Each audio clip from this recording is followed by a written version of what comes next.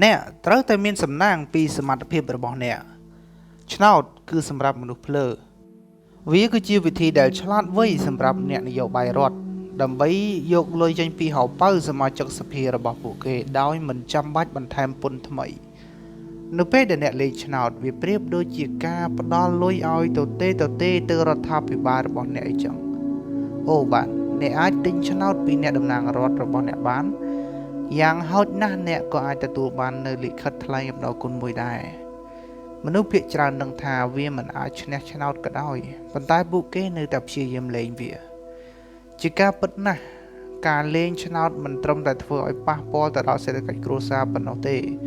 វាថែមទាំងធ្វើឲ្យប៉ះពាល់ទៅដល់សុវត្ថិភាពនិងសន្តិសុខសង្គមទៀតផង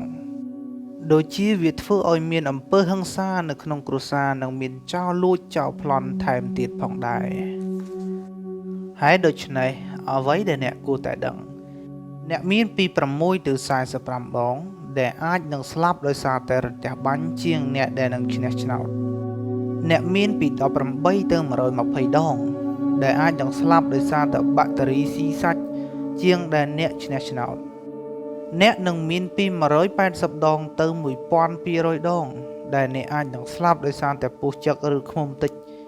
ជាងអ្នកដែលត្រូវឆ្នោតអ្នកមានពី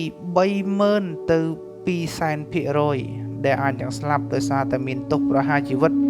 ជាងដែលឈ្នះឆ្នោតយោងទៅតាម space.com អ្នកមានពី45,000 ដងទៅ3លានដងដែលនឹងអាចស្លាប់ដោយសារតែផ្កាយព្រះគ្រោះប៉ះគ្នានៅឆ្នាំ2029ជាងដែលអ្នកឈ្នះឆ្នោតប្រសិនបើអ្នកបើកបរ10ម៉ៃទៅទិញសញ្ញាឆ្នោតវាមានពី3ទៅ20ដងដែលអ្នកអាចនឹងស្លាប់នៅក្នុងគ្រោះថ្នាក់ចរាចរណ៍ជាងដែលអ្នកត្រូវឆ្នោត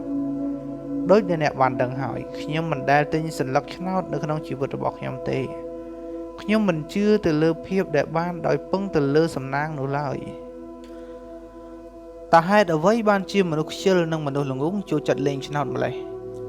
ខ្ញុំជឿថា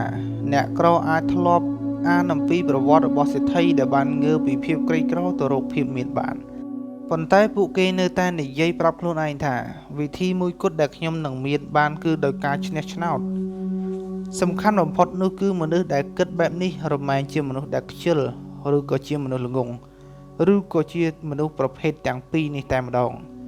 ខ្ញុំអាក្រក់ពេកឬខ្ញុំមិនគិតដូច្នេះទេចូលគិតអំពីរឿងនេះអ្នកមាននិយាយថាខ្ញុំគឺជាជាងម៉ាស៊ីន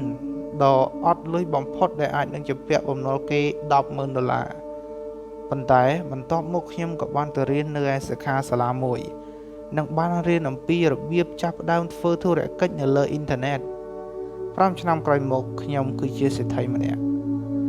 មានមនុស្សឆ្លាតនឹងគិតថាខ្ញុំឆ្ងល់ថាតើសិក្ខាសាលាអ្វីដែលបានទៅរៀនតែគាត់ធ្វើវាបានដោយរបៀបណាខ្ញុំឆ្ងល់វានឹងអស្ចារ្យប្រសិនបើខ្ញុំរៀនធ្វើវានោះមនុស្សល្ងង់នឹងគិតថាអ៊ីនធឺណិតស្ដាប់ទៅដូចជាស្មុគស្មាញណាស់ខ្ញុំមិនអាចនឹងធ្វើរឿងនេះបានទេគាត់នឹងមិនគិតទៅដល់អំពីការពិតដែលថាប្រសិនបើអតីតជាងម៉ាស៊ីនអាចរៀនអំពីវិធីធ្វើវាបានគាត់ក៏អាចរៀនអំពីវិធីធ្វើវាផ្សេងទៀតបានដូចគ្នាដែរមនុស្សខ្ជិលបានស្ដាប់ឮអំពីរឿងដូចគ្នាទៅនឹងការធ្វើការដោះសារប៉ុន្តែប្រហែលជាបរិសនោះនៅអង្គុយមុខកុំព្យូទ័រជារៀងរាល់ថ្ងៃហើយតែខ្ញុំមិនចេះកុំព្យូទ័រទេតែអ្នកដឹងអត់តាមពិតមនុស្សខ្ជិលនឹងធ្វើការដោះសារពីមូលហេតុដែលគាត់ឬនាងមិនអាចធ្វើអ្វីមួយបានដោយយកចិត្តទុកដាក់ថាតើគាត់ឬនាងអាចធ្វើវាបានដោយខ្លួនឯងដោយវិធីណាត្រឡប់មកវិញមនុស្សខ្ជិលនិងមនុស្សល្ងង់នឹងបន្តលេងឆ្នោតនិងបន្តស្រមើស្រមៃជាមួយនឹងមិត្តភ័ក្តិខ្ជិលនិងមិត្តភ័ក្តិល្ងង់របស់គេផ្សេងទៀតពីអ្វីដែលពួកគេនឹងធ្វើជាមួយនឹងលុយប្រសិនបើពួកគេឈ្នះឆ្នោតភាពខ្ជិលនិងភាពឆោតល្ងង់អាក្រក់ជាងការអត់លុយទៅទៀតការខ្ជិលនិងការឆោតល្ងង់គឺអ្នកនឹងអាចជោគជ័យបានតិចបំផុតប្រសិនបើអ្នកអត់លុយប៉ុន្តែអ្នកមានព័ត៌មានហើយអ្នកចង់ផ្លាស់ប្ដូរបន្ទាប់មកអ្នកនឹងអាចឈប់អត់លុយទៀតហើយមានសំណួរមួយទៀតសួរថាហើយហេតុអ្វីបានជាអ្នកឆ្នះឆ្នោតទៅជាខ្សែធនទៅវិញ ដោយយោងទៅតាម Certified Financial Planner Board of Standard 1/3 នៃអ្នកឈ្នះឆ្នោតចង់បញ្ចប់បានប្រកាសខ្សែធនហើយរឿងនេះកើតឡើងយ៉ាងម៉េចដោយសារតែអ្នកឈ្នះឆ្នោតបានបង្កើតនៅ EU Money របស់ខ្លួនដោយចៃដន្យវាជាសវត្ថិភាពហិរញ្ញវត្ថុបែបបំផន់ភ្នែកពួកគេមិនដែលទទួលបាននៅផ្នត់គំនិត EU Money និងជំនាញដែលពួកគេត្រូវការដើម្បីទុកលុយរបស់ពួកគេប្រើការឲ្យបានល្អនោះទេទីបំផុតអ្នកឈ្នះឆ្នោតភាគច្រើននឹងចំណាយលុយទាំងអស់ដែលពួកគេឈ្នះទៅលើរឿងដែលអត់ប្រយោជន៍ហើយបានធ្លាក់ខ្លួនទៅរកសភាពដើមគឺសភាពអត់លុយនេះឯងអ្នកខ្លះបានសម្រេចចិត្តសម្លាប់ខ្លួនហើយតើហេតុអ្វីបានជារឿងនេះវាកើតឡើងដោយសារតែពួកគេពឹងទៅលើតែសំណាងតែម្យ៉ាងដើម្បីបានលុយសំណាងគឺវាមិនគ្រប់គ្រាន់ទេនៅក្នុងការនាំពួកគេឆ្ពោះទៅរកអនាគតនិងធានាថាពួកគេនឹងមានជារឿងរហូតនោះដើម្បីធ្វើរឿងនេះបានវាត្រូវតែមានភាពឆ្លៀសវៃហើយតើហេតុអ្វីបានជាការបង្កើត EU Money មានជាប់ពាក់ព័ន្ធតែបន្តិចបន្តួចបំផុតជាមួយទៅនឹងសំណាងការបង្កើត EU Money មានភាពជាប់ពាក់ព័ន្ធតិចតួចបំផុតដោយផ្ទុយទៅវិញវាគឺជារឿងដែលត្រូវធ្វើជាមួយនឹងជំនាញសមត្ថភាពទេពកោសល្យនិងចំណេះដឹងហើយនោះវាគឺជាដំណឹងល្អសម្រាប់អ្នកហើយនិងខ្ញុំផងដែរ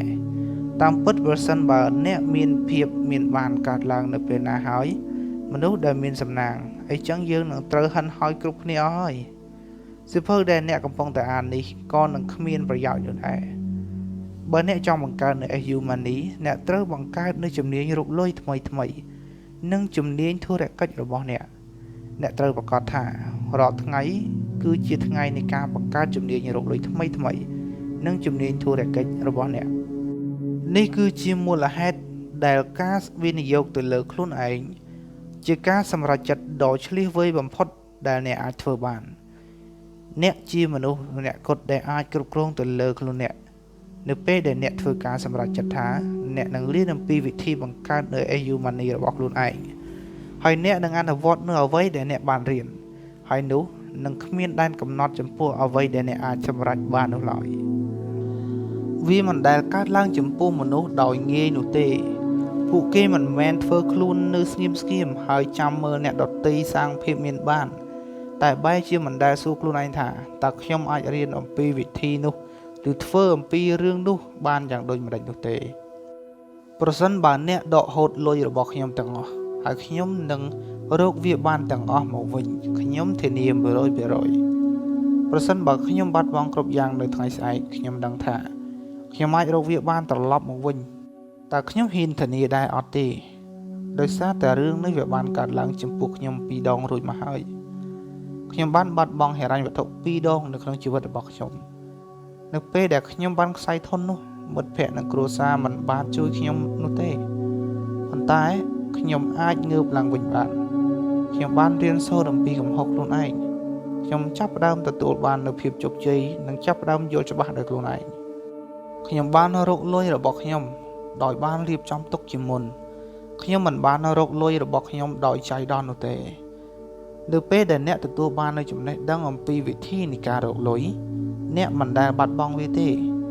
ឡូវនេះគឺជាសុវត្ថិភាពខាងហិរញ្ញវត្ថុយ៉ាងពិតប្រាកដដូច្នេះចូលបំភ្លេចអំពីលុយដែលកំពុងតែធ្លាក់ចូលទៅមាត់របស់អ្នកទៅវាគឺជាពេលដើម្បីឲ្យអ្នកដឹងនូវការពិតហើយត្រៀមខ្លួនធ្វើការងារធ្ងន់ឲ្យចាប់ផ្ដើមធ្វើឲ្យទេពកោសល្យជំនាញសមត្ថភាពនិងចំណេះដឹងរបស់អ្នកឲ្យកាន់តែប្រសើរឡើងជាងមុន